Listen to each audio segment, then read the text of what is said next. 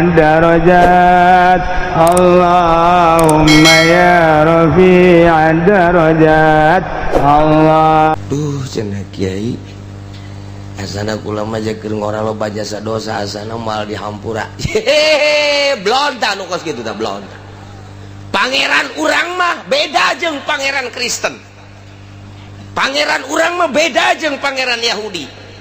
Pangeran urang mah beda jeung pangeran Konghucu, Buddha, Hindu. Pangeran urang mah Allah nu sifatna Ghafurur.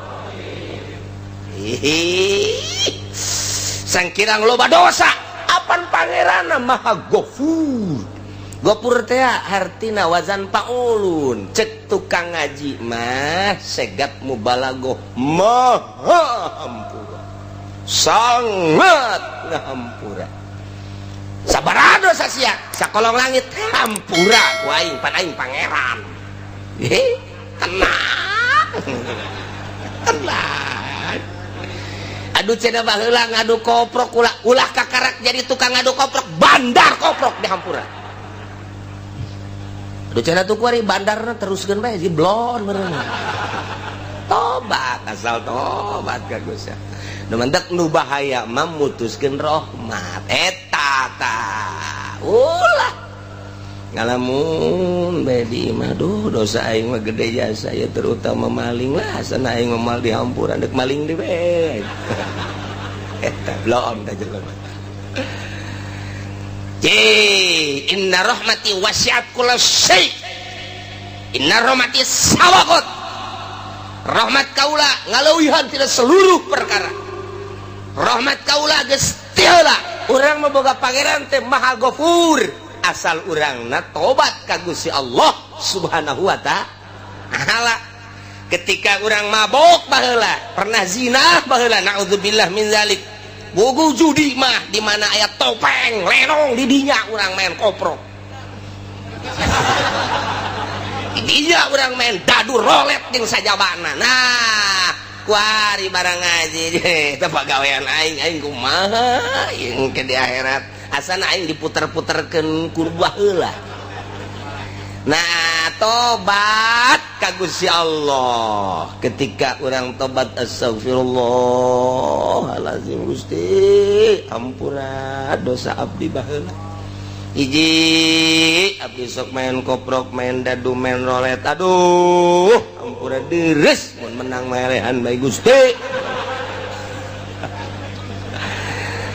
Saya tobat cak Gusti Allah ari Pak Abdi nyahoun hamba kaula anallahu robban bawanya boga pangeran ngaran Allah nyana keur mentah hampura ka Allah aing teh cak Gusti Allah berarti nyahoun nyana ka pangeran nu bener aing jeung aing teh Maha Ghafur geus hei hamba kaula ngahampura ka anjeun geus dosa anjeun koprok dadu rolet judi deung sajabana dihampura ku aing beres sorga. Ya Allah aya lenong main deui. Aduh cek Gusti kabari geus tobat gaing main deui bae blon teh budak. Blon budak menang minggu malam minggu judi malam Senin tobat deui ka Allah. Astagfirullah. Astagfirullahaladzim Gusti. Oh nyahoeun nyana boga pangeran nyana ngaranna Allah sok ngahampura kuari sia keur menta hampura ka dihampura kuari geus salamet malam Kemis judi deui. Aduh cek malaikat kamari judi kuari tobat mari deui judi tobat deui tetep aing memang tugas nulisan bae nulisan bae nya nama tuh tetep bae 10 kali maksiat 10 kali tobat dihampura bae Gusti Allah mah 100 kali maksiat 100 kali tobat dihampura bae ku Gusti Allah mah beda jeung ka urang boga salah kaki jahit minta hampura dihampura ku ulah deui nya 2 kali nyeun sia kabari nyeun salah kuari salah deui bae hampura deui kudu hampura geus awas tah nista maja tinggal hiji deui sia awas sia geus maja sia ieu kadituna tinggal ka mana eta tas maja Aduh, barang nyian salah deui ka 3 kali gas indet sia angkat kaki sia di imah aing boro-boro kabatur ka anake indit sia di imah aing tak ada ampun bagimu. Wah pohara gas aya teh hayang ngadenge jeung teh neuleus sia gurat batu datang ka detik ya indet sia eueuh hampura urang mah kos kitu. Urang mah kos kitu sebab ku nafsu ka Allah mah lain. Urang geus bobolokot, ku mabok, ku zina, baheula keur digawe di pabrik sok nyokotan sapatu sabelah. Oh, sabelah panai dua mah gede, sabelah mah diasupkeun ka dieu teu gajahoan. Isuk aya kaberan kencak kabeh nyokotna. Teu bisa dipake. Ya Allah, tobat ka Gusti tobat dihampura. Jadi urang boga pangeranana Ghafurur. Alhamdulillahirabbil. Asal tobatna beneran, taubatan nasuha, tubu ilallahi taubatan nasuha. Maka syarat hiji nadam kaduhu. Nomor kedua ikhlas nyabut tina maksiatna. Nomor katilu azam alla yauda. Ngazam moal balik deui. Salamet. Mendak lamun teh kitu disebut tobat sambal. Seha mal deui. Aduh, lada jasa. Isukan aya jengkol ngora, sikat deui. Tobat sambal ngaranna.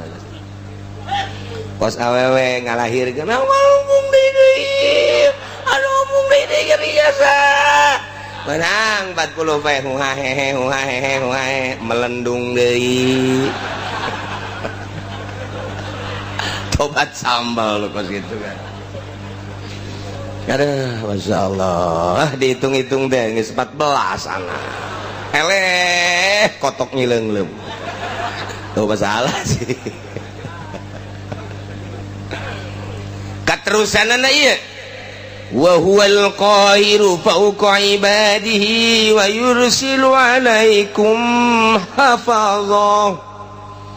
Berarti Gusti Allah teh maha luar biasa lantaran ilmu gaib aya di Gusti Allah kuncina eueuh saurang-urang acan nu nyaho nu ngaheeskeun Gusti Allah anu ngahudangkeun Gusti Allah nu ngalempangkeun digawe Gusti Allah kemudian paeh terakhir ge nu ngamaehkeunana Gusti Allah deuk saha deui atuh nu leuwih ti Gusti Allah jamual aya nu mantak wa huwa Gusti Allah teh al-qahir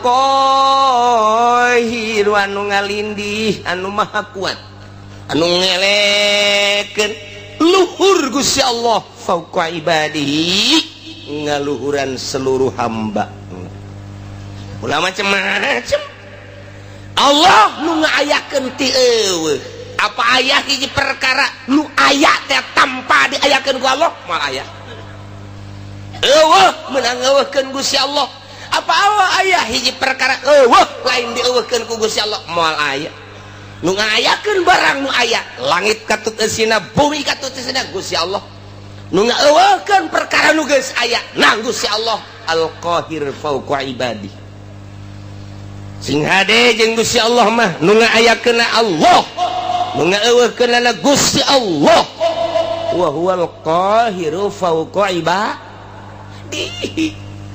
anu ngahirupkeun Gusti Allah numehkeun Gusti Allah nyehatkeun Gusti Allah ngageringkeun Gusti Allah nyugihkeun Gusti Allah nyusahkeun Gusti Allah makirkeun ngamiskinkeun menang Gusti Allah kabeh eueuh nu kaluar ti Gusti Allah wa huwal qahiru fauqa ibad apa aya nu lain nang Gusti Allah eueuh cenah dokter nu nyehatkeun dokter lagi modal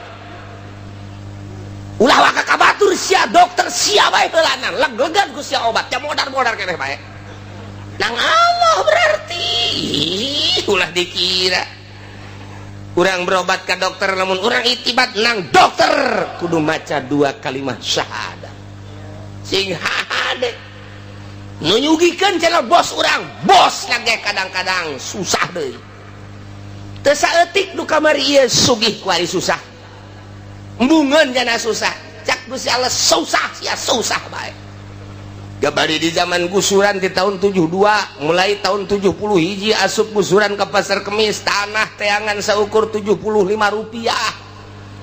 Murah jasa. Jelema ngajar ruang. Boh, meuli simking, meuli ponik, sepeda teh. Wah, luar biasa tahun sakitu tah. Kulantaran atuh abah kula mah henteu gusuran, atuh kula mah makena henteu ponik. Henteu simking. Makena mobil mau sepeda nu gede teh bae. Nu gede teh kadang-kadang mah berat ku sepeda, moal mawa sepeda aing geus. Eta, wah, kabelah dieuna. Wah, mari di motor. Belah dieuna makin naik harga tanah, meuli mobil. Oi, belah dieuna pisan.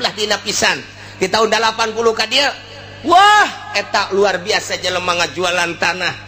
Meuli angkot aya nu 30, aya nu 20. Hirup keneh nu kamari boga angkot 40, kuari teu boga sapeda aja. Moal dibejakeun jelema ge aya kuari di dieu. Tadi ge sasalaman jeung kurang. Iya.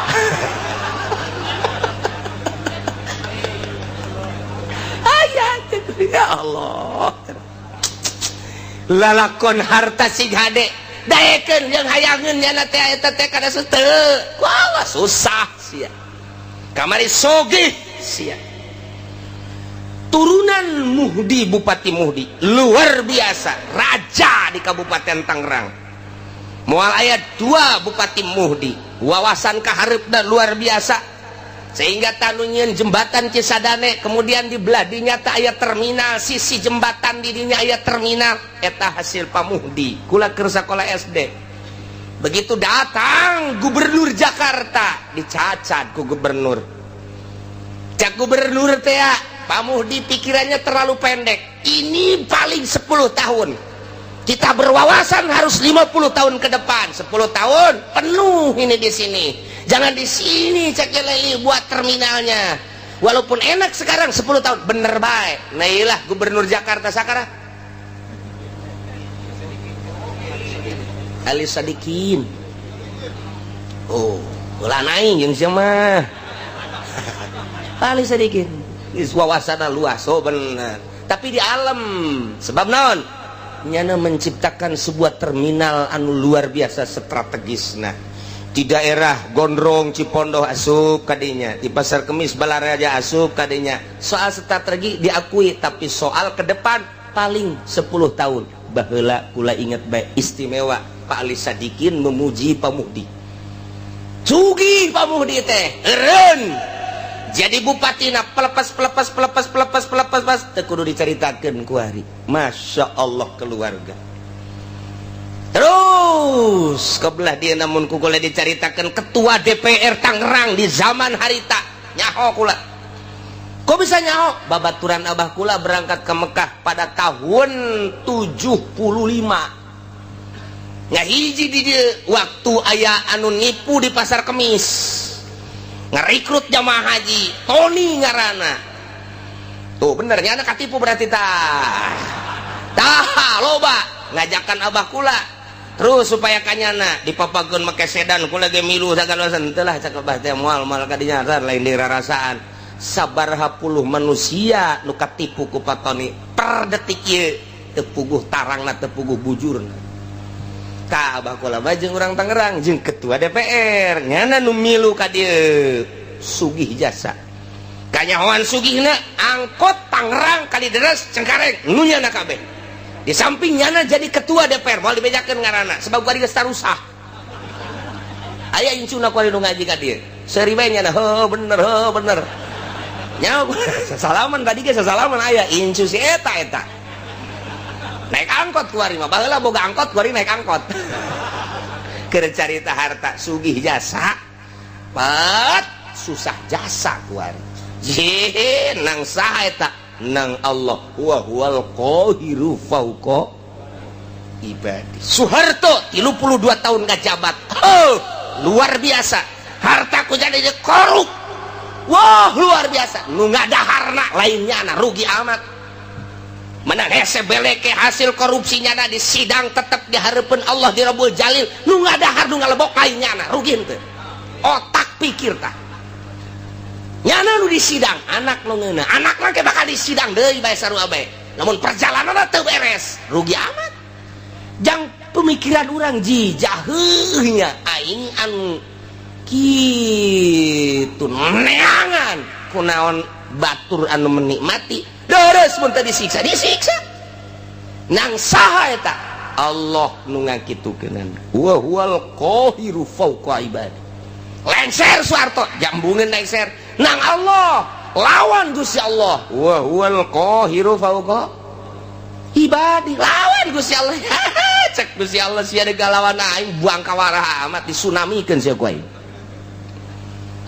Di Denmark nyaci maki Kangjeng Nabi Muhammad, di Amerika nyaci maki Kangjeng Nabi Muhammad, demo di unggal negara teu dilingseuh ku negara ku pimpinan negara masing-masing dek keluar ti Indonesia teu meunang di berbagai negara dek demo teu bisa tinggal ngadoa ka Gusti Allah Kangjeng Nabi nu Gusti Allah abdi nu Gusti Allah nyeri mah nyeri bae tapi apa daya ieu Gusti abdi mah nyanggakeun ka Gusti dibere angin badai Amerika wah luar biasa parem kerugianna 590 triliun dolar ji ulah dikira macem-macem ku ari teu loba omong Muhammadan teu loba omong ku ari teu neko-neko lawan sia Gusti Allah wa huwal qahiru fawqa ibadi lawan Gusti Allah aing mah dicaci maki ge ku sia ja tetep iman ka Kangjeng Nabi Muhammad caci ku sia maki ku sia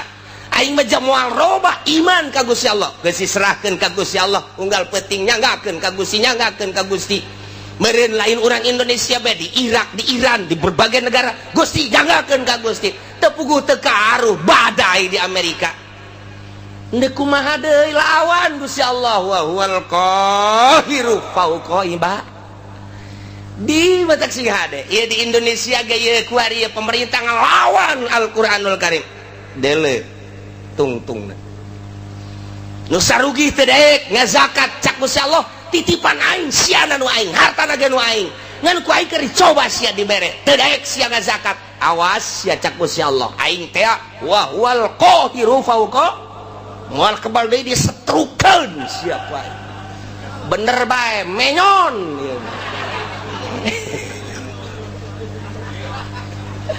nu menyon ka katuhu nu menyon ka kenca nu leumpangna ingkleug-ingkleugan janu sugih eta teh ku sebab teu daek zakat rasakeun sia Allah ma wa huwal qahiru fawqa ibadi wali Allah ma asal geus teu daya teu upaya geus gadoa ajang bangsa jeung umat nyanggakeun ka Gusti jadeg ngalawan kumaha tuh dek ngalawan kumaha aja bejana asal ngalawan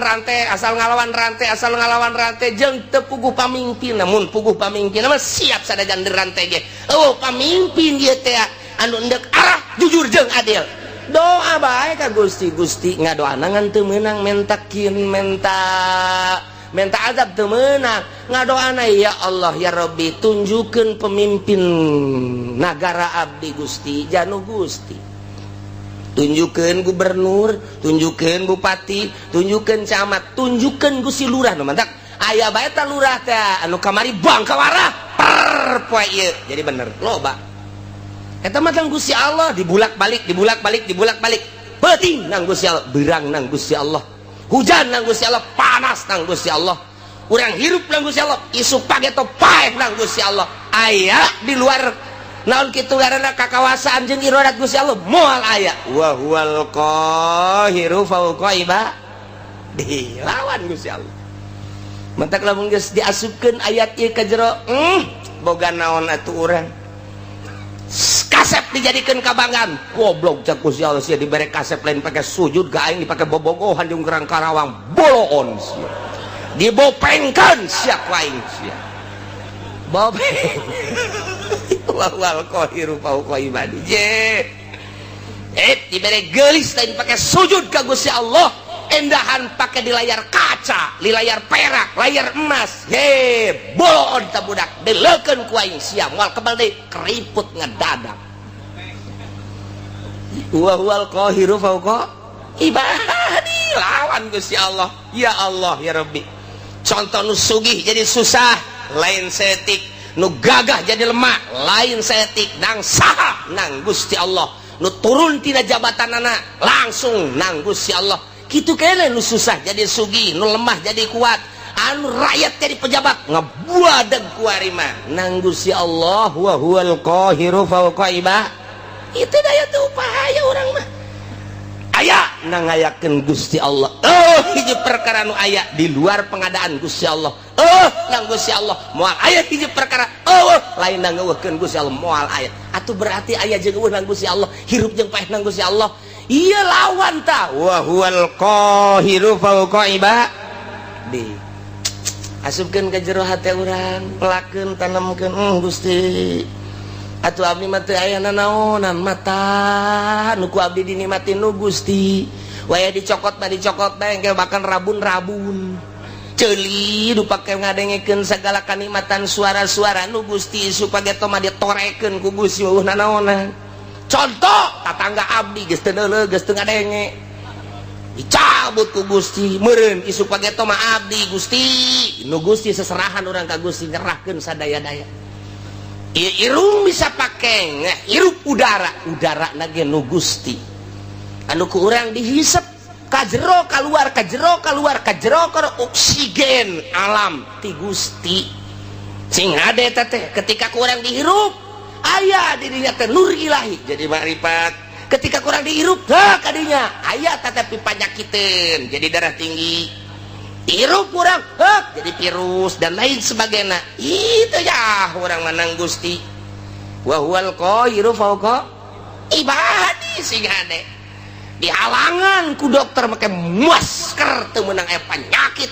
asup nu pangheulana kena penyakit nu make masker jieu atuh geus ku kitu bae to ti Gusti Allah sakadar suruat sarehat mah yehe horeganan lamun geus cak Gusti kitu bae geus teu bisa ngan memeh datang ka hakikat eta urang dikudukeun bersyariat tetep kudu bersyariat aing mah diuk bae dahar teh dahar ge ku bagus geus datang encan sia ka dinya geus datang encan lamun kayakinan sia geus datang ka dinya bakal bener tapi lamun sakadar ngadenge surah encan kayakinan mah bisa paeh kalaparan sia ulah tetep bae sapoe geus nu mere dahar mah nginum ji aing jadi kos kieu ya geus jadi kunang-kunang poa pae geus kurang keyakinan sebab lawan sia keyakinan ka Allah na melalui naon coba heula mentak tama kudu ditungtun ku guru thariqah untuk mencapai hakikat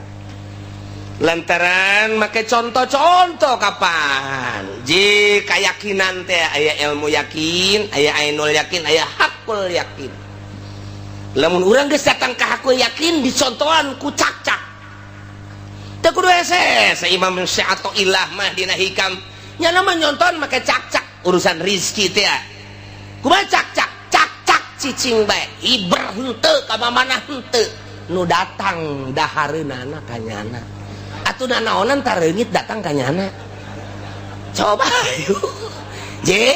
jeung panyakit eta reungit nyanana cicing bae cak kudaon tuh reungit ka dinya caplok paneta dahareun nu datang ngaranna dahareun tah mun urang geus boga kayakinan model cak-cak meunang cicing bae urang geus lamun aya kiai cicing bae kiai cak-cak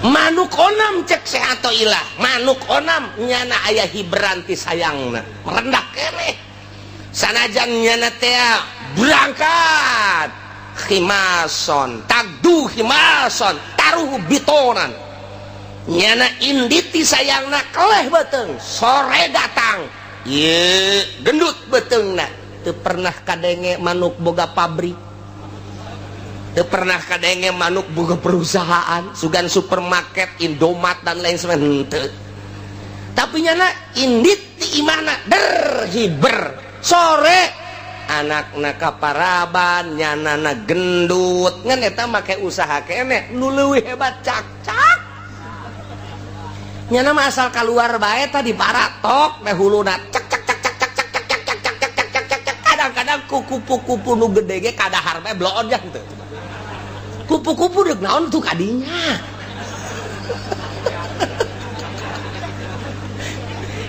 urang saha eta ngatur nang Gusti Allah wa huwal qahiru fauqa ibadihi gua rendut eta cak-cak pohara jasa lempang teu daun henteu dahareun udah ratangna atuh berarti urang mah ieu blon eleh ku manuk eleh ku cak-cak make jeung gelut sagala urang mah neangan sesuap nasi make jeung teu salat sagala neangan sesuap nasi eleh ku cak-cak eta cak cak cak cak cak kadengena doang kurang pada mah Allah Allah Allah Allah Allah Allah Allah Allah Allah Allah Allah Allah Allah Allah Allah jika dengena ku urang cak cak cak cak cak cak cak cak cak cak cak lamun urang dibere kaberenehan sieun ka cak cak sebab nyana teh muji Allah Allah Allah Allah Allah Allah Allah Allah urang lamun keur hees kieu aya cak cak aja urang dibere kaberenehan Allah Allah Allah sial nyinggung aing sial sia Allah Allahan aing kerek bloon sial bisa dipaehan ku urang cak cak tak eta kitu teh eleh ku cak cak urang waduh sia atoh ilah mah geus pohar jasa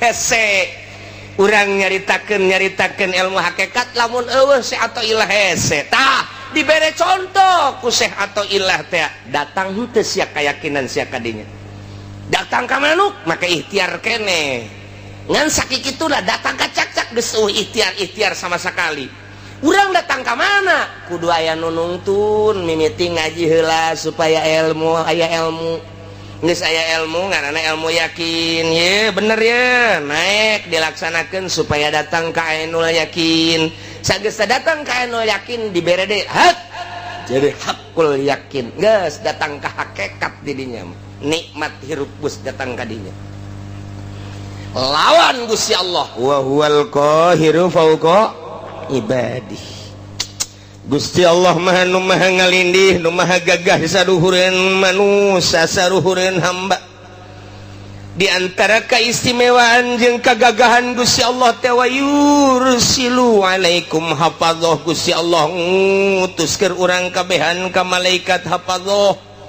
malaikat hafadzah teh malaikatun tusi amalakum malaikat anu tukang ngitungan jeung nuliskeun kana amal-amal urang likulli insanin malakani tiap manusia aya dua malaikat malakun an yamini hiji malaikat dikatuhun wa malakun an shimalihi kadua malaikat dikencaeun sing yakin sing hade aya dua malaikat posisina cek sakaol mah di dieu malaikat teh cek sakaol mah di dieu di bibir katuhu urang ditungtung bibir kenca urang cek sakaol mah nyana teh dipundakeun urang eta mangan sakadar caritaan-caritaan beuki ka jero nu jelas aya dua malaikat yakinkeun deuk di mana bae posisina hiji katuhu nu hiji dikenca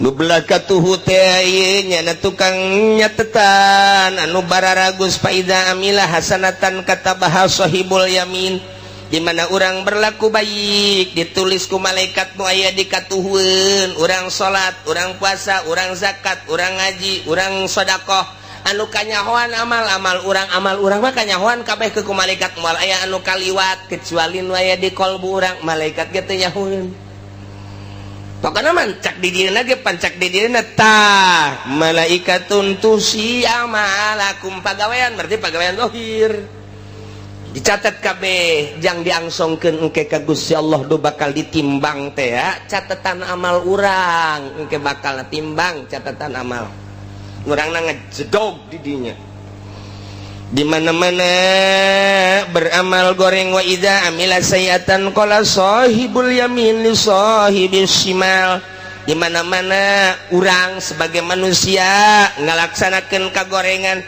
cek malaikat nu katuhu bebe jaka malaikat anu kenca isbir ulah waka dicatet heulana ulah waka cek malaikat nu kenca pan nyana ieu geus maksiat ke heula la'allahu yatubu minha sugan bae nyana tobat geus ulah waka dicatet karunya engke di akhiratna masyaallah waharajas ketika beramal bagus langsung catet tapi ketika beramal goreng malaikat nu katuhu nganasehatan isbir ulah ka jatuh ulah ka cak nu kenca padi geus beramal goreng nya keula lalahu ya tubuh boting tobat ke abeh ulah aya catetanana oh geus tunggu aya ki haji ngebonceng si mbak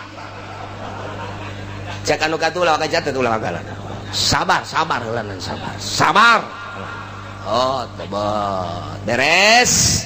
Balik. Ki Haji seserian. Mantap jasa. Ah. Terus, sabar apa ya sampai sapeting. Sampai sapeting nyana teh masih seserian kan we kakarak. Cak nu kencak mah ya catet. Catet atuh geus ku situ mah. Catet. Tapi lamun berangnya ngabonceng Simba, ngabonceng Lampung putih gede adat. Peting latas kisah Gusti. Aduh. Renganan eta lain mah rom Gusti haram. Nyana nyekelan kacang keng abdi. Aju ku abdi direm susuna karasa katonggong. Aduh, eta jahenya gede, cenjeknya na susuna sotobat. Gusti ka Gusti moal deui. Tuh, teu dicatet. Kumaha teh cenah cak nu kenca teh geus tobat? Geus. Boleh catet. Lamun datang ka isuk deui nya teh eta datang ka perlakuan nya datang ka ngalakukeun can tobat. Ya catat. Masya Allah. Mendak sing ade dua malaikat na ieulah wa yursilu alaikum hafazah. Dua malaikat. Jadi akhirat buku orang aya dua. Hiji nu belah katu, nu hiji belah kanca. Dihijikeun dibuka satu persatu. Tet salembar demi lembar, salembar demi lembar, salembar demi lembar. Tenden di mizan timbangan. Nu kanca tenden di mizan. Engke mizan nu katuh nu ieu, mizan nu kanca nu ieu beratan buku nu mana? Urangna aya di tengah-tengah di dinya. Sedengkeun timbanganana segede dunia. Nu deuk ditembangna segede Haji Asep leutik jasa. Cek urang atuh tah teu kudu gede-gede. Naon eta? Deuk nembongkeun kadahsyatan Gusti Allah. Buku ditimbang. Amal teh teh katuhu jeung kenca. Cet urang dihadapkeun ka dieu. Urang geus berembagan ka mana ye? Aduh, puyang urang. Makanya ditonton ku dua manusia kabeh. Haji Asep, maju. Timbang teh. Cak Haji aing kumaha ieu lalakon. Koteng.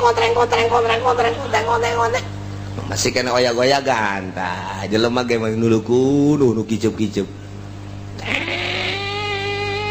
Ngenca.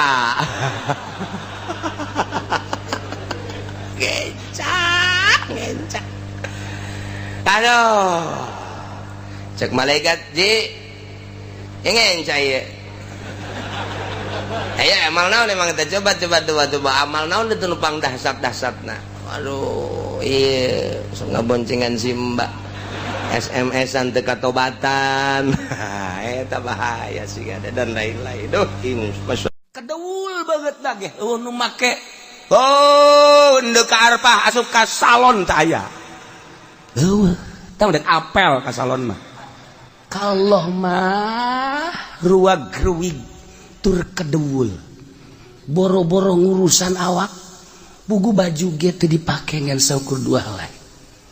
Cek Gusti Allah, hei malaikat pandang ku anjeun qad anfaqul amwal nyana daratang ka arpah aya nu ngajual sawah, aya anu ngajual mobil, aya anu ngajual buruan imah, aya anu ngajual kebo berikut jeung anak kotok tuh menghormati kain kabeh ge hayang lain bae nongoran nini bengking tuh deuleu Gusti aki-aki deuleu rata hayang nyaos ya malaikat tuh nini itu mah tuh embe dijual kotok dijual buruan imah dijual jeung anak-anak kotokna nah menghargai ka aing hayang kapanggih jeung aing. Ternyata horenganan di negara nama pamarentah eta teh horeng ngaleglegan duit nyana mah ngajual anak kotok tapi negara mah geus sakean juta asal tanda tangan haji meunah.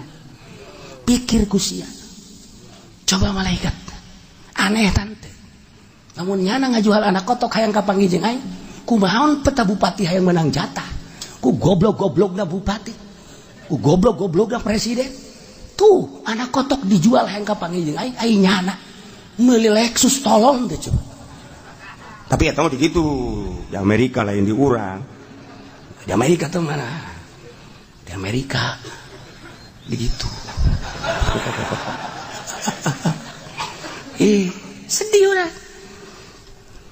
haju ngadagoanana geus nyaho malaikat aya anu 5 tahun beyana cenah di Indonesia mah 27 tahun kabur malodar hayang kapanggih aing tuh tah saksian ku aranjeun kabeh geura ge hajuat Abul Abdan isyhadu inni ghafartu lahu tidak terkecuali nu aya di Arfah wa aing dihampura kabeh dosana.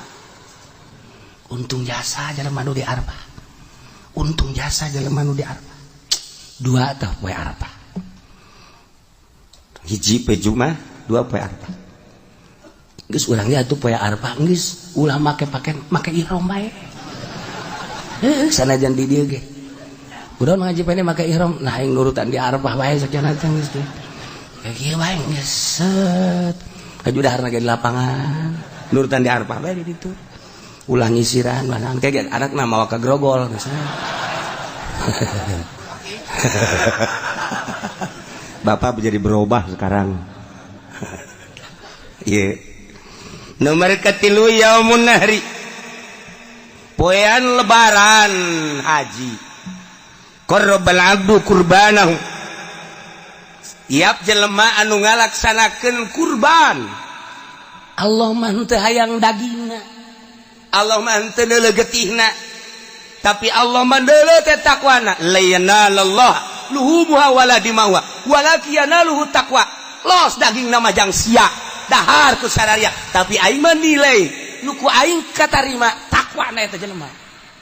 Fa awwalu qatratin qatarat minal qurban takunu kafaratan likulli dzambin amilahul abdu. Setiap tetesan getih nu nyek celekatana nu dipencit ku hiji jelema maksudna korban eta teh ngajadikeun pangampura dosa. Setiap tetes trak mangkaning sabaraha gelaseur getihna. Ieu getih sacek-celek bae suara jasa. Ieulah poean lebaran. Mulia jasa. Teu bisa urang kuari mah meunjit korban kuari teu bisa. Di luar bulan haji urang meunjit korban teu bisa. Eta mah ngan sakadar poe eta we poe lebaran jeung tasrek 3 poe. Lamun jelema boga duit kemudian henteu meunjit korban rugi jasa. Rugi jasa. Lantaran keur ditongton ku malaikat. Kararieu be malaikat coba tuh si haji itu boga sebenarnya namanya duit. Pan bangunan nyokotan daging bae. Ulah neuleukeun tunjuk aing atuh. Biasa bae. Aduh. Sabarupna teh ditonton ku malaikat. Malaikat tonton kieu. Ya Allah. Mana coba situ. Ci, pan situ mah duit loba ge teh coba situ. Cet, tuh. Malaikat itu tuh. Di itu masjid. Laporan, ya Allah. Itu mah tuh anu mah di anu masjid. Cak Allah guys bukakeun lawang sorga dibuka lantaran geus dihampura dosa. Masya Allah pokokna mah geus siapkeun kuari duit jeung celengan jang meuli kebo sapoe 1 juta urang jeung celengan duit teh di mana. Geus amun sapoe 1 juta teu bisa sapoe 500.000 yang celengan berarti namun kemarin datang ke lebaran 14 poe. Nah jadi berarti lamun 500.000 seperti itu berak kabeli kitu embe Garut bude teh cenah kieu duit teh boga tuh sakitu mah geus bae tuh sapoe 100.000 berarti kuari datang ke lebaran sabaraha 1 juta. Nah kabeli embe cisoka embe kacang nu leutik. Geus kuari mah lamun jadi tukang ojek ngojek kuari sapoe-sapoena tah duit gojekna sing meunang 1 juta ceng celengankeun cek tukang ojek di mana horeng jai boro-boro meunang 1 juta kadang-kadang babaturan mah nuhunnya sial teh babaturan. Emang ge aya babaturan mah numpang nuhunnya urang heuheuh eta tukang ojek teh atuh biasa we tapi lamun aya jahe mah set dek mayar nggak usah ikhlas saya mah udah jadi langganan aja dah saya mah ridho siap tuh tukang ojek Masya Allah geus mah deui teu puguh karu eueuh logak non direm hut karasa yang nyenud ka dieu atuh kang ojek teu bareres 2 3 4 yaumul fitri poe lebaran fitri eta teh lain sembarangan poe lantaran diawali ku puasa setelah selesai puasa sebulan nyana seakan-akan dek nyokot gaji berangkat timah masing-masing ke masjid untuk mengambil gaji cek Gusti Allah syahidukum ini qad ghafartulah kain dihampura opat hiji poe Jumat ngeunggus kolot manggeus bae geus poe Jumat ulah ka mana geus kolot bang geus bae poe Jumat ulah ka mana ulah ka masjid-masjid di imah bae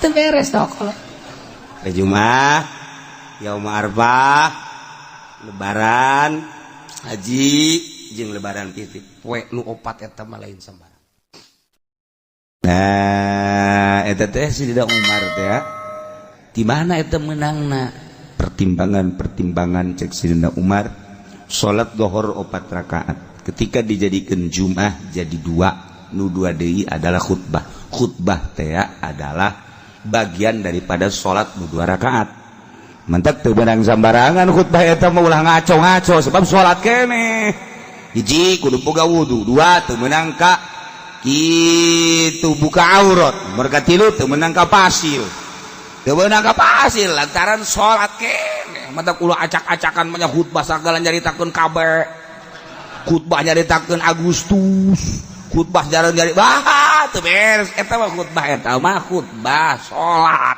nu 2 rakaat teh ya jadi khutbah mantap geus teu bagus teh kudu diterjemah nya teh salat pengertianana salat geus lamun diterjemah meunang cek fikih narjamahkeun nu dibaca lain ader-aderan ieu kuarikan ader-aderan tungtung nama urang jadi hebat henteu ngadengkeun khutbah sugan tambah takwa aja henteu nah karena itu tah geus sabandingan bahasa Arab daripada besi ngarusak meundang diterjemahkeun narjamahkeun babacaan nu dibaca nu dibaca nangan sabaris ai ngacona boh mun teu di tek ku masyarakat trek terus bae terus eta bangke turun khutbah maning dirate khutib kos kitu asupkeun ka sumur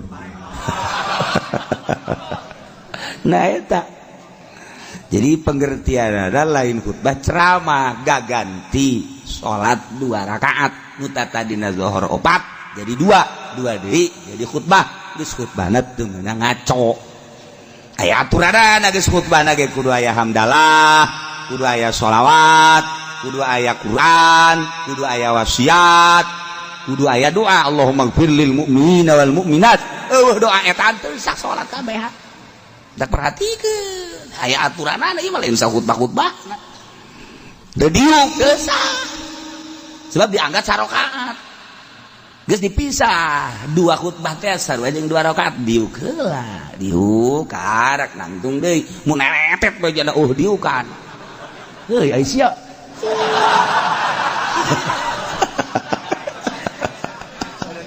goblok sia aing ge ngarusak salat aing sia nah eta lan mah khotibna kudu nu paham ulah tarjamah acak-acak ieu mah salat ndek khutbah mah nya ndek ceramah ketas Jumat atau meme Jumat tos ceramah sadekna nya da tekam budak geus tah cenah nu ngadengekeun atuh karasa ku sia berarti sia teu dipake karasa ieu mah keur salat ieu mah titah Allah tungtung nama pan kulataran salat ieu kan anu ngadengekeun age teu meunang teu ngadengekeun idza sa'idal khatibu 'alal mimbar fala tatakallam wa may yatakallam fala faqad lagu wa man lagu fala jum'atalah ndeu kumaha coba di mana khatib naik ke mimbar ulah ngomong awas urang lamun ngomong berarti lalagaan sia lain keur salat wa man lagu fala jum'atalah teu boga jumat sia teu sah Ye, atuh mah khotib buat barang lalagaan. Bila perlu main coklak di dia.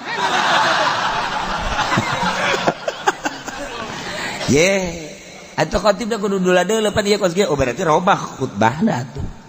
Geus babarodo masyarakatna, atuh khotibna kudu pinter. Oh, ngarusak aing khotib khutbah aing. Ulah dipaksakeun. Berarti barodo geus atuh bere penerangan atuh ku khotib. Bere penerangan ulah datang ka ngarusak salat teh ieu salat Jumat teh ngarusak atuh kabeh di karubah. Dia acak-acakan. Tah, ieu keur sakalian nyaritakeun Sidina Umar, ieu bulan ieu, nu mantap 40 gaganti ta'zir. Nah, ieu ge khutbah gaganti salat. 2 rakaat jadi khutbah. Hendak teu bisa teu meunang teu boga wudu hati-hati. Jadi teu meunang lalagaan. Urang bae urang nu ngadengekeun teu meunang nundutan. Aya salat nundutan. Imam geus adzan Allahu akbar Allahu akbar Allahu akbar Allahu asyhadu la ilaha illallah geus bare nangtungnya nama khusyuk jasa aduh nu digigireun ngantep deui hareup imam geus mulai Allahu akbar bismillahirrahmanirrahim nya kakarak udang ya deuk nangtung isin deuk diuk bae pan nya salat kumaha nya cek kieu saya si hade ya urang bae urang heula mimitian sing rapi jangan masjid nu rapi sebab ieu mah Jumat salat ieu mah lain lalagaan bisi aya khotib anu ngaco urang henteu bisa negor khotib pindah salat Jumat pindah ye urang di dunia moal kebel dibawa acak-acakan ku khotib bloon ieu teu nyahoun bawa eta salat acak-acakan segala jaritakeun ngaler ngidul ngetan gol tarjamah keun dibaca lain haju acak-acakan. Hai tarjamahkeun alhamdulillah hamdan katsiran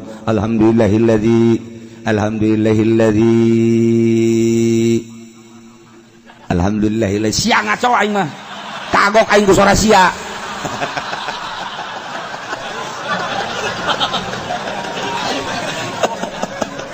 aduh masya Allah. Nah tarjamahkeun terus ayat tarjamahkeun wasiat da terjemahkeun ai ditarjemahkeun mah peuteuna naon narjamahkeun usikum iya ya taqwallah kula wasiat ka kaula jeung ka mareh kabeh takwa ka Allah sing hararade teu naon tah beres Jumat imamna main catur pan tadi usikum ayuhan nas tegap ayuhan hei manusia ditatak turun khutbah main catur geus bandingan bakeun golok ai sia takwi usikum naon sia hah hayu jeung aing main caturna sia golok tah eta khotib anu bener ulah main tunjuk khotib asal khotib bae nyadakan wasiat malulu ayuhanas ittaqullah waf'alu khairal la'allakum parat orang-orang kadinya dah ke khotib Assalamualaikum salah jangan nonton TV aing teh senang khotib kos gitu ya Allah ya Rabbi ieu kan salat masalahna ai ceramah maki pudoli acak-acakan lolos eta mah lain salat tamanya nama sapira bisnis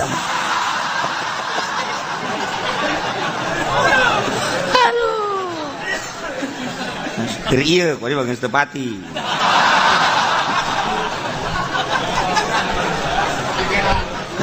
Ya Allah, ya Rabbi Karim. Itu kan ada perubahan-perubahannya nama daerah, ada perubahan siapa bencana. Kadangnya aku orang gotob berapa nih. Coba ge, jadi bayar ngomong ke. Aku tuh berapa di kos gitu. Iya khutbah berarti ganti salat sing hade geus hati-hati dengekeun ku urang perhatikeun leungeun urang teu meunang uca aco ka dieu nunjuk doang ya nunjuk jadi masalah masa keur salat nunjuk wa man lagha fala jum'atalah lalagaan berarti tunjuk ngomong ngobrol fala jum'atalah teu sah Jumatna sia eta cakang jeung Nabi sok dibaca ku urang iza saidal khatibu alal minbar fala tatakallam wa may yatakallam faqad lagha wa man lagha fala jum'ata lah orang banget siang teu bujung ya Allah ya Rabbi eta hadis eta kan dibaca tuh urang mah ji sugan teh naon cenah hartina makana tanyakeun atuh ji sugan teh mah hadis naon bae idza su'idal khati wa 'alal mimbar di mana naik seseorang khatib kana mambiun mimbar pada cacakallab ente ulah ngajablog wa may yatakallam sahaja lamun ngomong faqad lago berarti heureuy lalagaan wa man lago fala jum'atalah cak Kangjeng Nabi jelema lalagaan berarti teu sajumaah tah abeh tenget urang besi salat di lembur urang terjemahanana ngaco urang negor teu bisa pindah salametkeun awak urang di akhirat aing waduh kos kiamat pan salat ieu mah lain ceramah ieu mah lain madak kula pernah di Garut pajubah terus di Bandung salat Jumat milu begitu salat Jumat waduh ngaco ieu mah khutbah acak-acakan kieu langsung lohor nah lohoran salat salametkeun salat waduh bahaya pernah deui di Bandung ka dieu set pa Jumat jeung guru malah di Bandung jeung guru ti Cililin deuk ka dieu deuk ka Banten mampir ka dieu poe Jumat hayang poe Jumat nyanan pas itu harita pada larang langsung soal Jumat di Cililin rada beurang soal Jumat pada larang sarua Jumatna kos gitu Noel Zohor acak-acakan khutbahna salametkeun diri urang tapi ulah jeung fitnah tegor heula ieu teh kapan khutbah ieu mah gaganti salat teu meunang ngaco lamun nyana ngaco bae terus bae pindah urang mah nya terus bae urang nuturkeun ngaco ye atuh ulah ieu salat ieu mah salat mantak sing hade salamat kan bae engke tanya pan mun ngaji deukeut ka masjid ieu sih kok masjid ka ditu jumahna teu meunang gara pindah kumaha aing bae geus bongan sia ge kumaha sia atuh aing kumaha aing lain mah haji mah pan eta teu kapisah masjid imah kajeun aing mah geus ngaji kos kieu ge sia moal so amat aing kadang-kadang so tungtung mah gelut dari dinya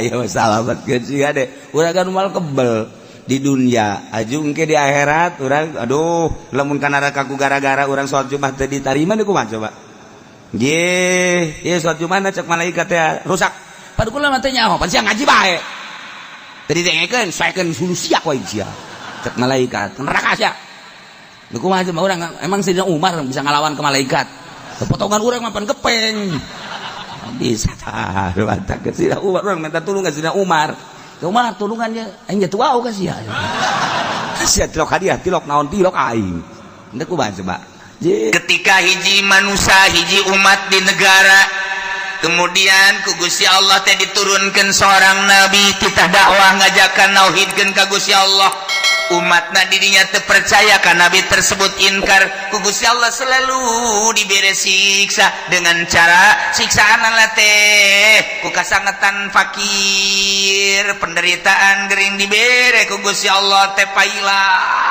datang ka es timbul penyakit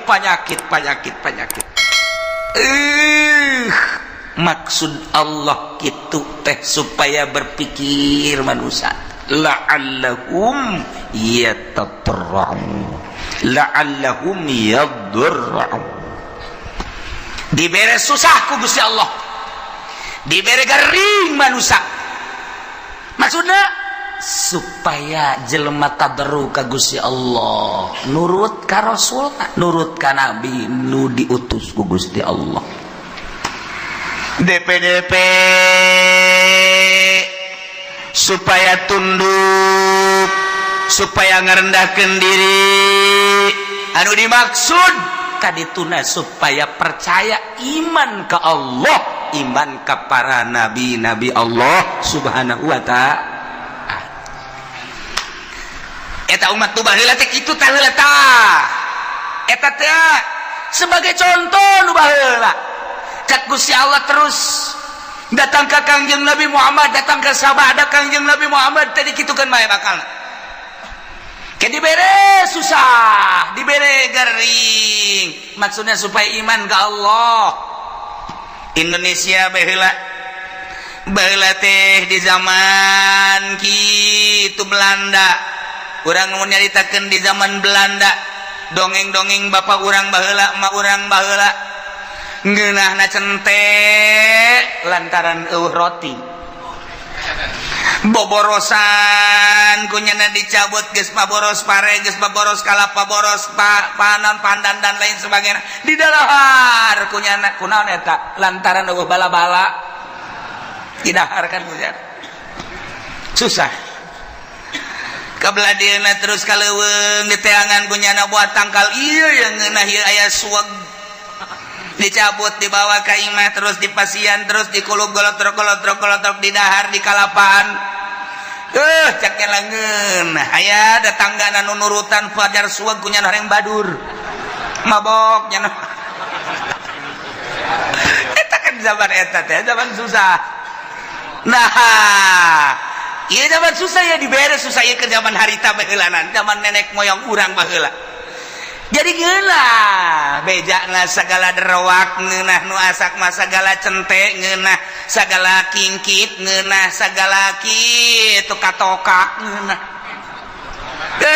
sagala rupa kudu eta atuh kapan eueuh dahareun nu aya eta atuh geus lamun urang nyaritakeun zaman kamari ieu beuh nyabot dangdeur masyaallah segede jempol teh di pasianan di dahar atah-atah isuk-isuk ku amis yaknyana loba dahar ku ari mun teu nyeri beuteung kunaon sebab eueuh dahareun zaman eta mah ngeunah jasa zaman kula bae ge lamun urang ngadahar kitu nyaritakeun tentang ngadahar naon dangdeur atah pernah ngadahar kitu huwi nu atah ngeunah ngadahar sao atah ge ngeunah sao atah ya Allah ya Rabbi ku ngeunah eta sao teh komo rada mengkal-mengkal mah ya Allah sao atah tidak nu mantak baheula lamun aya rujak tumbuk teh rujak tumbuk mantep jasa lantaran sagala ararata araraya ngeunah kuari mah kuari loba dahar teu ngeunah nu kos kaditu nah ieu dibere hararese ku Gusti Allah tapi eta jelema lamun ba'da magrib breng ngararaji ka imah ustad nu tinggalin ngaraji kabeh mari ustadna ge teh yang dibayar jeung hayang-hayangan ge mayar ieu eta masuk karawat duit teh aduh bisa jana maca Quran aju anu rada gede mah pan baheula ngajina teh depan dari mimiti nu ngejah heula aju nu gede geus ka Quran aju balik-balikna kan ka masjid es di masjid paling jago nyana nakol bedug hiburanana teh nakol bedug hiburanana sakitu dagdugdug geus eta hiburannyana sakitu doang geus baheula mah aman bere kabelah dieuna terus mahmur ku Gusti Allah teh terus engke paroho deui ka Allah jadi bere susah deui ku Allah kuari bae kuari leleti kanan ya kieu bae ini mah cerita perorangan bae ulah kabehan ada perorangan ini kayak kaharti kakabehan ge kayak kaharti kakabehan Waalaikumsalam nuh Kiai doakeun kula mana kula dek dagang Kiai aduh boga modal supaya maju bae namun maju mah pan masjid tuh omeaneun cek nya pondok pesantren amis ngeunaheun kadengena kana ceun ngeunaheun biasa geus pokona mah kula mah ibadah bae guys doakeun ge padahal tadi doakeun ge wae sugeng mah keur cerita perjalanan ieu cek ya itu sing bener itu si dagang kayak seminggu datang deui kalau 2 minggu datang deui wah gede hiji Waalaikumsalam. Roh, bari geus dia bantingkeun kopiah ge blek. Sia kunaon ngabanting puyang cenah Kiai doakeun ieu. Kunaon hayang bisa ngazakat cenah. Dah, mantap jasa eta ngomong. Hayang bisa ngazakat berarti hayang sugih kan? Hayang bisa ngazakat cenah kulit bisa ngazakat lain hayang sugih teh kudu hayang bisa ngazakat, hayang nyaho ibadah zakat. Sia ngomong pinteran eta. Berarti hayang sugih ya. Doakeun lah Kiai cenah kudu maju. Guys, sebulan sekali datang sebulan sekali terus dibere maju ku Gusti Allah nuka hiji maju nuka dua maju blek rada lambat kayak makanya 3 bulan sekali Waalaikumsalam Kiai hampura tuh bisa ka dieu bulan-bulan kamari mah ku ada sibuk masalah sih ieu mah doa anu bae geus Kiai set balik deh nyana ke Jakarta atau kana gede satahun teu datang Assalamualaikum salam aduh kiai kurangan bisa lebaran doang cenah ieu ka dieu kurang emang sibuk cenah masyaallah geus doana bae kiai mah pokona mah jauh di mata dekat di hati masalah segala dalil segala tuh dalil-dalilnya na tuh gak masalah beli mobil ngulur pleng geus teu ka kiai asal teu ka kiai bae berarti salatnya wallahu a'lam. Salat ya wallahu alam aya zuhur ke asar henteu aya asar zuhur henteu kabelah ditu lah zuhur henteu asar doang zuhur mending sekaligus ulah henteu lah keur ngalamun mah salat nya ge henteu deui sugih dibere amruk meunang 5 tahun sugihnya atau 10 tahun berak ya dunia atuh ngaranna datang deui kiai mangga Waalaikum Waalaikumsalam lu kiai benaon jadi duh orang kos kieu nya kiai aya kamar wajang gua ada mondok bensin macam-macam sagede mondok nek naon geus teu kuat cenah hirup ieu horeng kos gila dunia sakumaku kieu sagede dongeng-dongeng munaon emang ambruk kiai dagang bara tahun 10 tahun gula teu ka dieu sakali teh ka dieu kula ambruk aing pake kokoset bae tuh ya teu meunang teh kiai ngomong kos kitu teu meunang ieu keur carita doang segala kokoset segala naon tah ieu mah keur carita bae jelema susah datang ka kiai berarti kan carita kiai berarti nya ngarikeun Allah senang ka kiai kajian ieu mah keur carita ka kiai padahal mah hakikatna mah ngajauhan ka Allah kan tuh jauh keur susah mah jelema deukeut ka Allah keur senang mah jauh ka Allah nu matak hebat jasa jelema lamun keur loba sagala deukeut ka Allah hebat jasa carang jelema deukeut ka Allah teh mun geus kajepit geus kajepit jasa tinggal buntut tapi utak bae eta bisa kula keur carita di Bandung mun ente ka Bandung aya di dinya ngaran kitu toko Almasum nyaritakeun deui aya naon ngaranna pom bensin Almasum mushola Almasum masum Bandung loba kori aya pondok pesantren Almasum aya yayasan Almasum loba bang bukan Almasum Bandung eta teh kumaha dongengna baheula ngaranna Haji Maksum eta teh keur susah jasa datanglah ka Mitoha ka Garut kees tadi Mitoha doana kiai geus di Mitoha tadi dinya geus doakeun beres Mitoha berenang tuh ngadoakeun maju ambruk deui tas maju teh teu ka imam Mitoha teu ka imam Mitoha ambruk ka imam Mitoha deui masuknya deng deui di imah THS deui biasa doakeun boh majuna teu kira-kira pohar aja sah miliuder Bandung geus lah geus datang ka pae teu kapanggih geus teh masalah ieu keur carita masalah itu masalah nyana ge teu bermasalah ieu mah keur carita kos kitulah dunia poho dunia mah ka Allah tah ka Allah tah datang ka pae teh teu kapanggih teh jeung mitoha tah lantaran nyana teh urusan dunia masyaallah karim aya deui moal dicaritakeun tah di Bandung aya anu boga kitu Majalaya nu boga pabrik samping keur susah datang ka guru kula datang terus ada senang susah deui datang deui dia datang senang deui senang pohara jasa senang kadeleuna padahal hutang gede senang baheulana poho ka eta dunia mah kos kitu dan mata ku Allah ieu keur nyaritakeun di dieu ieu keur nyaritakeun ieu teh wa ma arsalna fi qaryatin min nabiyyin illa akhadna ahlaha bil basa'i wad dharra tepati ngutus kaula ka hiji nagara diutus seorang nabi kecuali ku kaula teh disiksa halina nu mantak disiksa lantaran teu percayaeun ka nabina ngabohongkeun ka nabina ku Allah disiksa teh lain di kumaha heulanan dibere kesulitan yakni kapakiran dibere kageringan gering luar biasa keur carita perorangan cara tadi keur cerita secara umum keseluruhanana aya nu diberenya susahnya gering beuh ieu mah naon kitu ngaranna murag di tangga katibah tangga nya susahnya gering geus pupurieun ieu mah aju diusir ku pemajikanana banyak anak ngajauhan geus eta tah ieu dibere susah ku Allah maksudna naon supaya tadarru ka Gusti Allah la'allahum yadarra'u urang we kos kitu kesusah deket ka kiai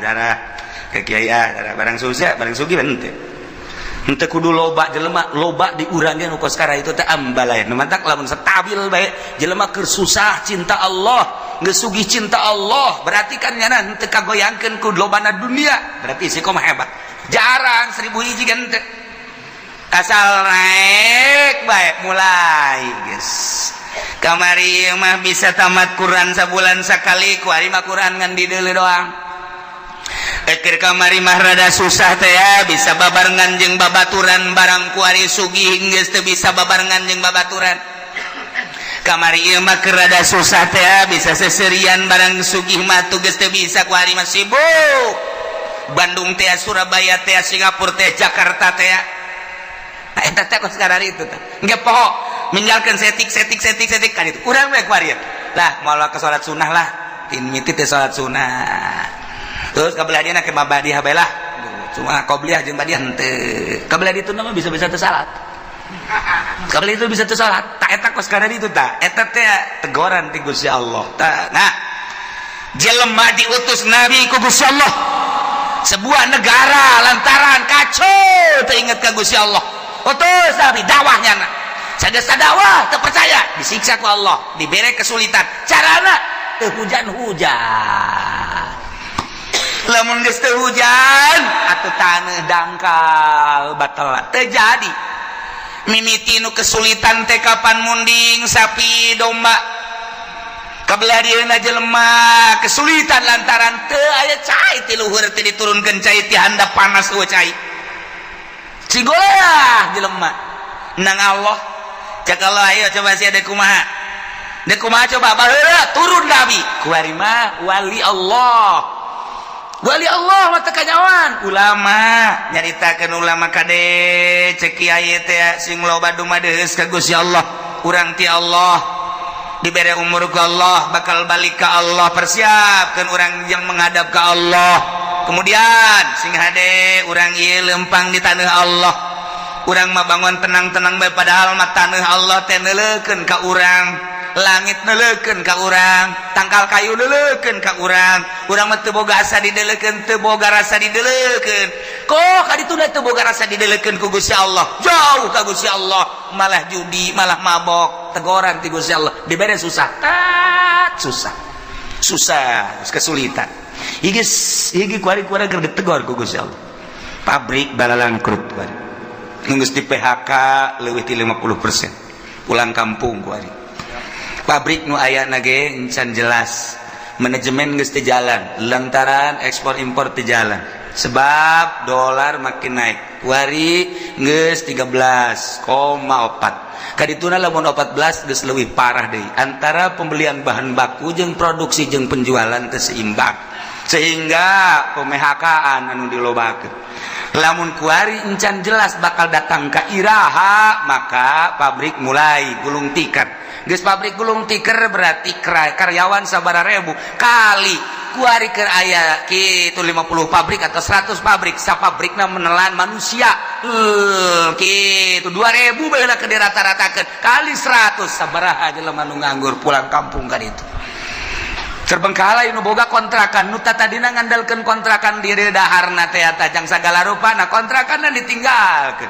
maya listrik bapan terus bae nu geus si eueuh nek kumaha tinggal nyana bae tambang mana yang gantung diri bae gitu ya mulai terus terbengkalai je bang di urang kumaha pasarkan ku hari kurang geus teu jalan artina teh jalan teh kumaha jalan mah ala kadar jalan tapi kan lain cara biasa aset anu biasana satu hari menang 1 juta ku hari mah teu menang 500 aja teh keur carita nu leutik carita nu gede ieu encan jelas datang ka irahana encan jelas nah ieu keur dicoba ku Gusti Allah nu tenang-tenang santri lah santri suka mikiran pabrik henteu santri mikiran tani atuh henteu santri mikiran perekonomian tuh henteu nyaho teu nyaho ka ekonomi ka politik teu nyaho santri mah sebab nyana mah jadi wali kabeh menaik nyaho wali santri ya tuh tenang bae nya ngitung bae we cenah supaya balik seseuri ya padahal mah kolot-kolong duh anak aing geus datang deui bae bah poe balik deui ka pondok kudu aya duit 1 juta boh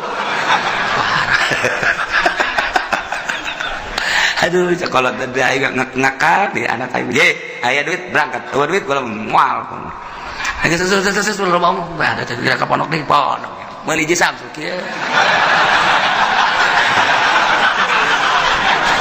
atuh nyaritakeun politik politik nyaritakeun ekonomi duit aing ngambala tolong baca geus cenah mah geus nya mah jadi wali bae pokona mah geus nah pang tenang-tenang mah geus jadi santri geus ngitungan bae ngaji mah tilok hitung balik deui bae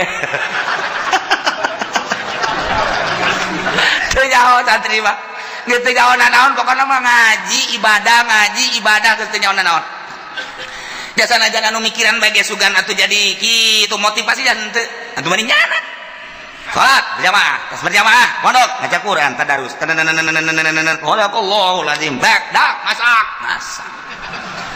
beres beri botan dak duit aing ambual aya di bapak aing pugu bapak nama ngedagang naon gitu ngertoge ngek geus teu nyawana naon dagang dangdir nya nanjak kesangan tengah jalan kesangan kosokan heula ieu dorong deui ka ditu jual datang anakna duit bah meuli gudang garam kadeleuna mah rokok padahal kesang bapak eta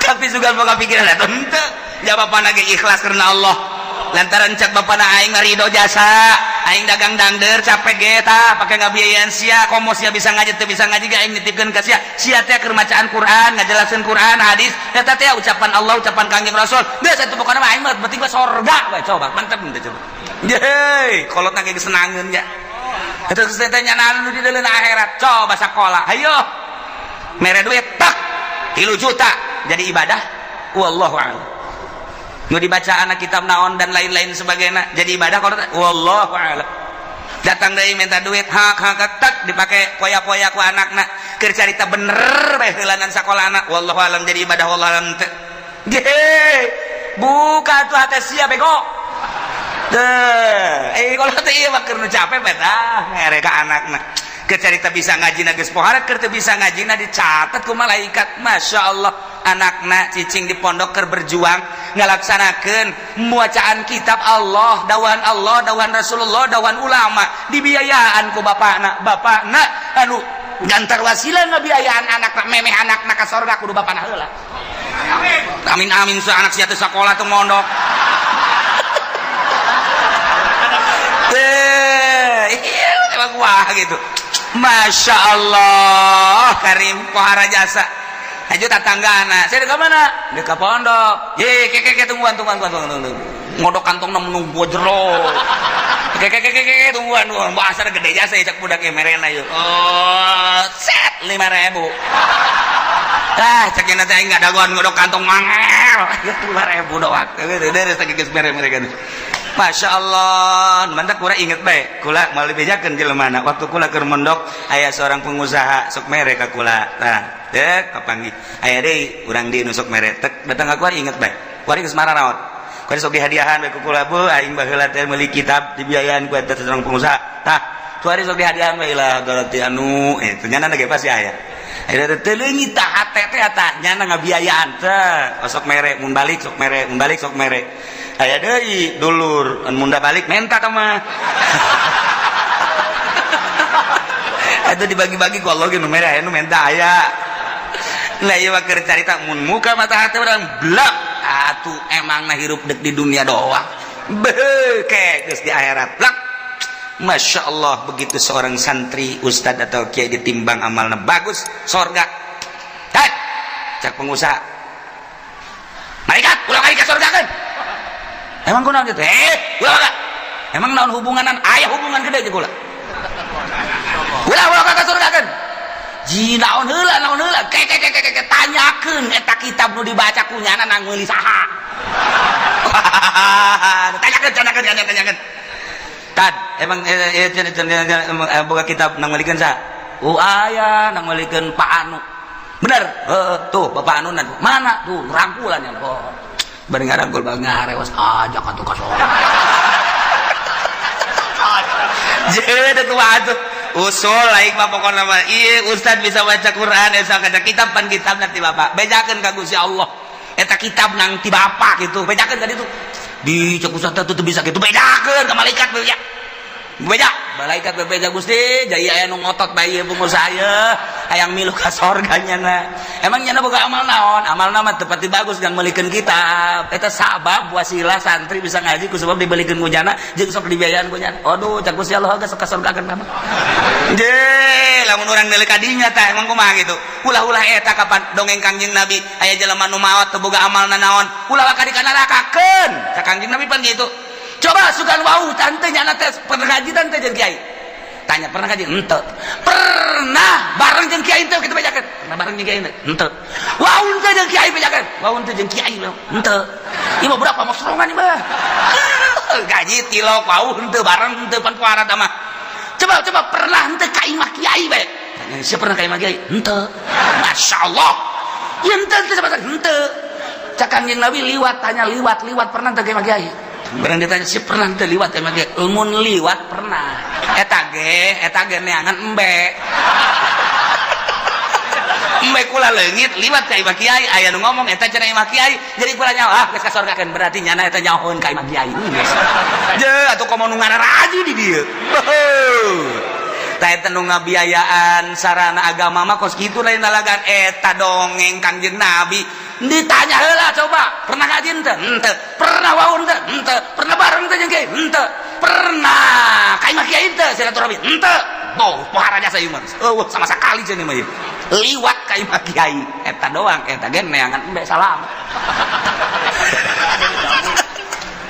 tuh mau imah ngabiayaan kan pohara jasa Masya Allah nah ialah tepati-pati kaulah ngutus seorang nabi ke hiji negara kemudian bangsa jeung umatna ngabohongkeun ka eta nabi kecuali kaulah nyiksa ka ahli negara eta ku cara dibere kesempitan kesusahan anu luar biasa perekonomian teh jalan pertanian teh jalan dan lain-lain sebagainya teh jalan sulit luar biasa wat baro jeung penderitaan garering timbul gering-gering segala gering darah tinggi segala darah rendah segala ginjal segala macam-macam garering jelema teh geus mah kitu segala makroni segala kitu lihat sirah dan lain sebagainya bahkan aya penyakit anu dibawa ke dokter teh geus ngecek melalui ronsen melalui kitu SG teu kapanggih penyakitna jecak dokter cek-cekna sehat ugu gering tapi cek dokter sehat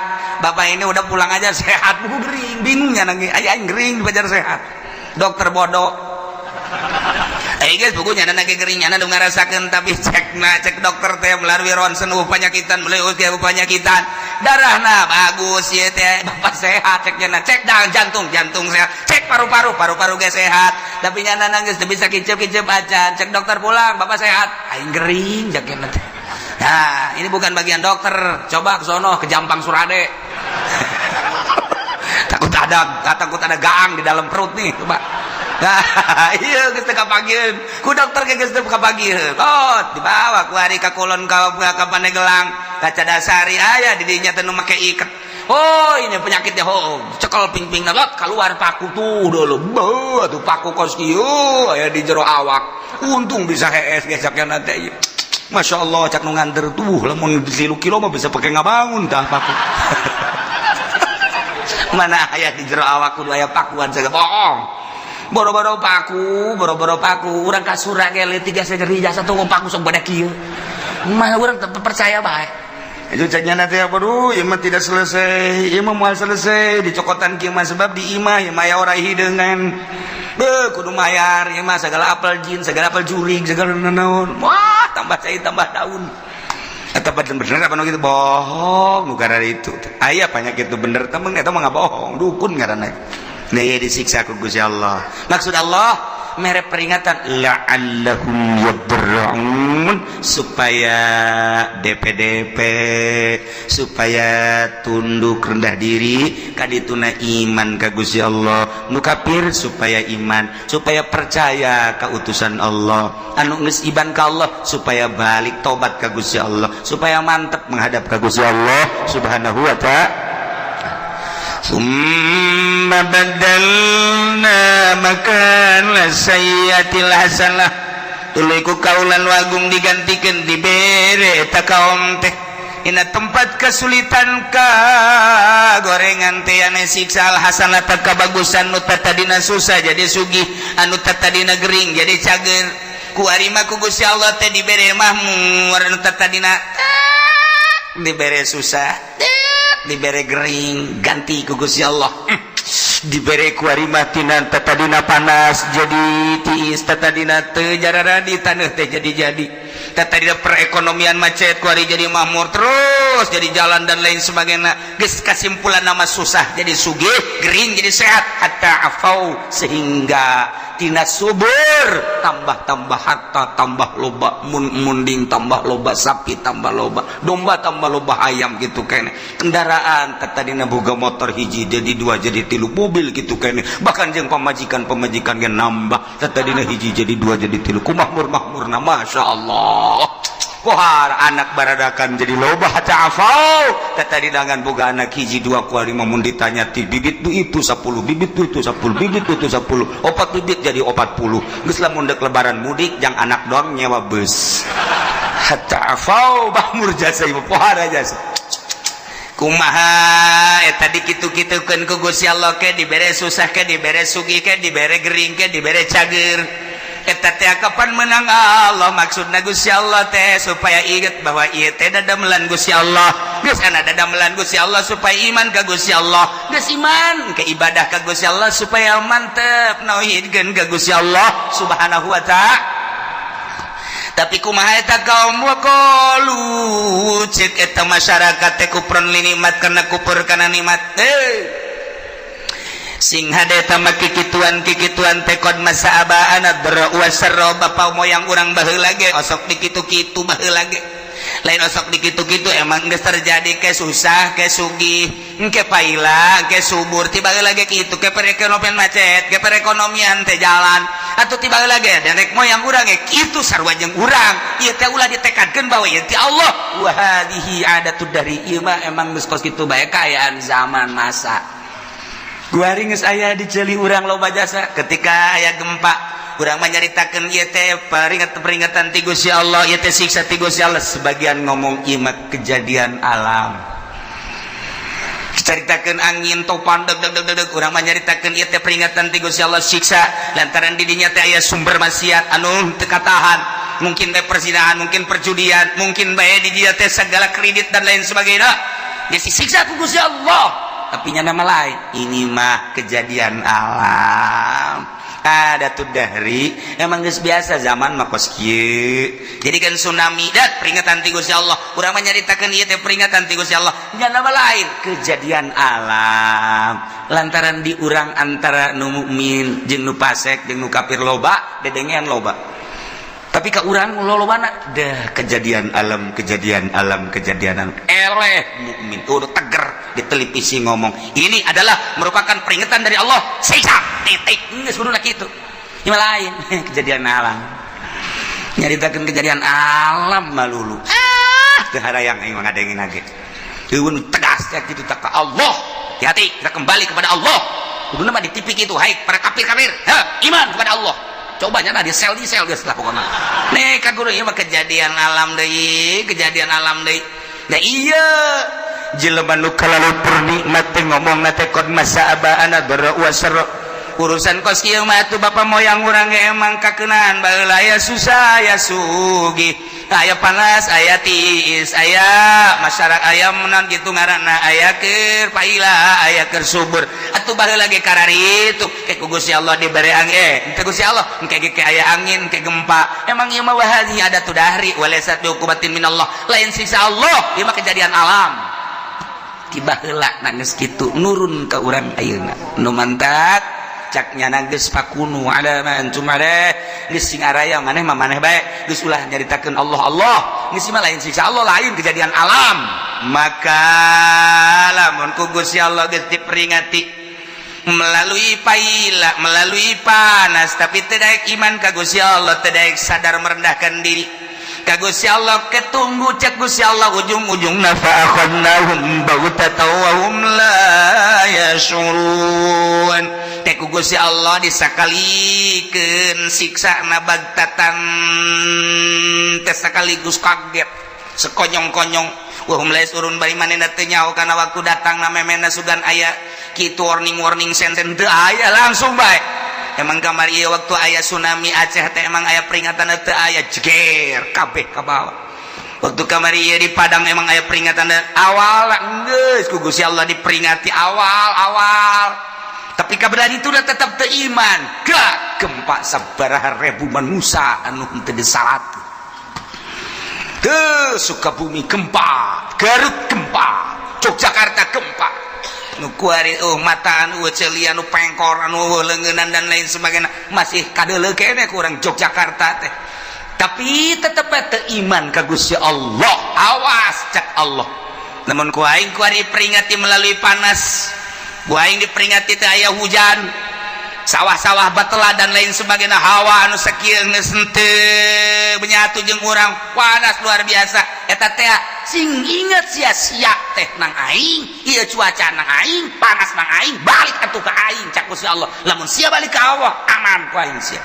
Tapi lamun sia teu balik ka aing, ieu kejadian alam, deleukeun ku aing sia. Lamun ku aing teu didatangkeun bagtatam, awas teh mun teu geri.